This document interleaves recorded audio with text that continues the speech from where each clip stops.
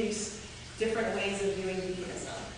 So I ended up doing a discursive analysis of this forum, and it ended up being my master's thesis to really understand how covert whiteness operates amongst white identified vegans. I may not even realize that they're performing whiteness.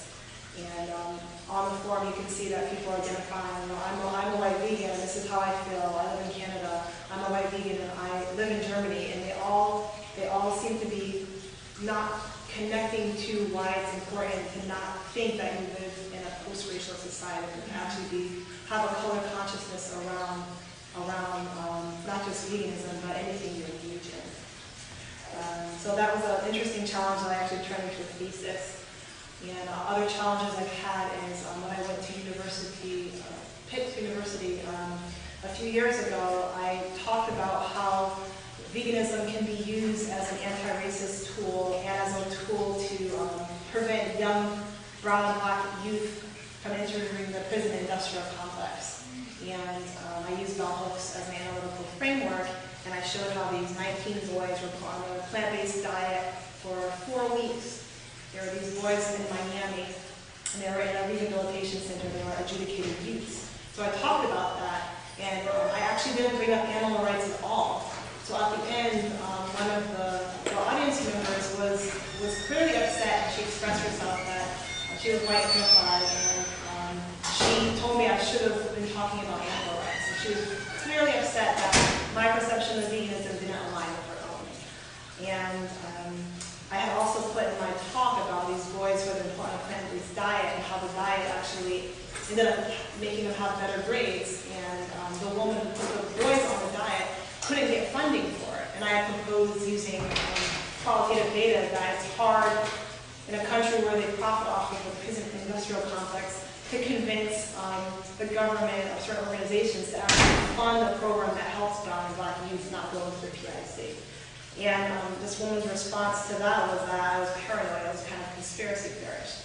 So I'm trying to understand why is it that her perception kind of resonates well with a lot of challenges you see in not just vegan activism, but in a lot of activist circles where many people with her identity have a different relationship with the criminal justice system because of their white racial privilege. So for her, it didn't make sense why would I even actually propose that the government wouldn't want to fund brown and black youth to go on a program that would prevent them from going to the prison industrial complex. But when I say collectivity, I don't want to say white individuals, but when I say collectivity, I mean a significant amount of people who identify a certain way, but not necessarily everybody. So white middle class constituency, they're going to have a different relationship with the police because in that collective experience, the police exist to protect them and they're not racially profiled.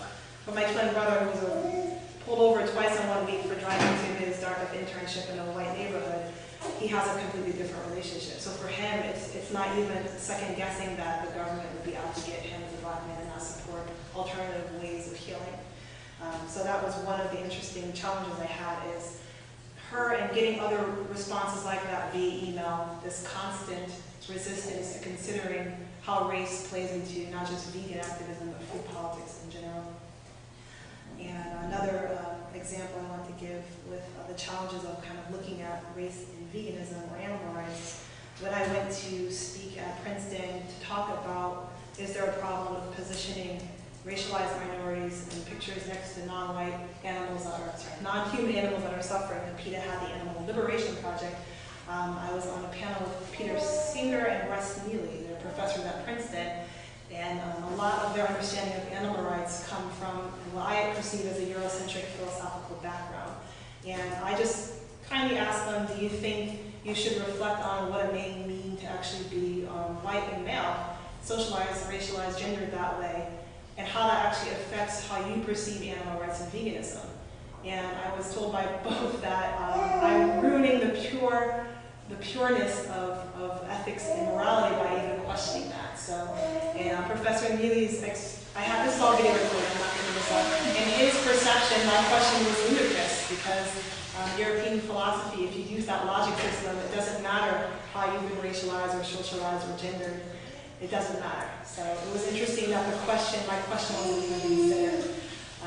But if you do look into research by Professor George Yancey, he's a philosopher, and he has a book called What Whiteness Looks Like, African American Philosophers on the Whiteness Question. And it's about 18 collections by philosophers in America who identify as Black, who kind of would answer Professor Neely and Professor Singer by actually saying, actually, if you look at all of the philosophies, all of these great white male philosophers were totally influenced by their race and their gender or their social statuses around privilege. So once again, I just want to come back that these are the challenges that I've been having while doing vegan and race-fused work together. And for me, it's challenging, but it's also exciting because I'm realizing that even though I do upset some people with the work that I do, I have a lot of people emailing me saying that it's kind of time to have this conversation, not within just veganism, but alternative food movements in this country. Not to just look at white privilege, but also class privilege, able-bodied privilege, all these things that are not necessarily looked at as important in the mainstream. And as much as I have learned a lot from reading books by like Michael Pollan or the women who did write the Skinny Bitch series, I feel like there is just this major lack of reflection, asking oneself, well, what does it mean for me to have certain privileges, and then formulate my knowledge or practice around veganism or animal rights. And then why is it that certain communities that read my message are not able to connect to it? Is it that they don't care about healthy eating? Is it that they don't care about animal rights? Or is there something very colonialistic about the way I'm conveying the message? Because of certain privileges I've been taught are normal, when in fact it's actually problematic for communicating to certain communities that don't have these certain race or class privileges. So that's kind of basically where I'm going with my work. And with the Sistah Vegan project, the book, it's 25 essays that kind of look at a lot of the topics that I'm talking about. And I'm hoping it's written in a way that, in my opinion, it's not judgmental, and it's not necessarily making anybody feel that they have to necessarily be a vegan. It's more about what happens when you actually look at food and health and society and identity and ecological sustainability through a race and gender lens.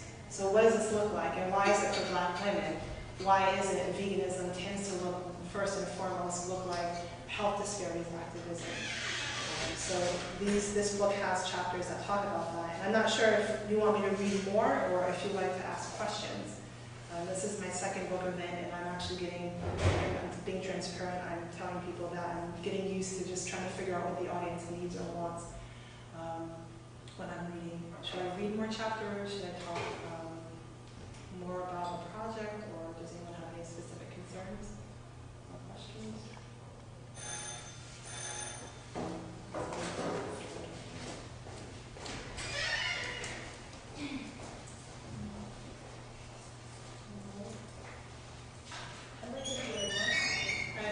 I'd like to do it.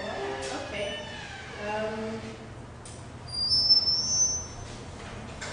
So, actually I have a list. I can just read the table of contents, and if you see anything interesting, I can read it.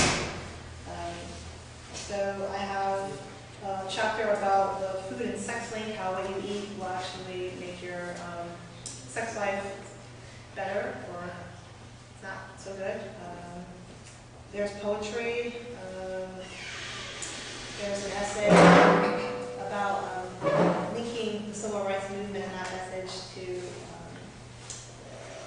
how we look at liberation through food and nutrition. And there's an essay about womanism and linking that to animal rights and veganism.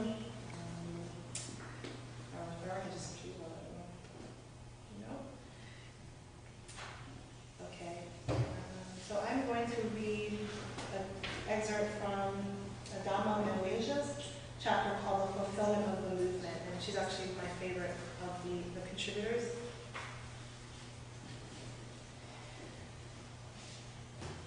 Growing up in Detroit during the 1960s was very intense for me.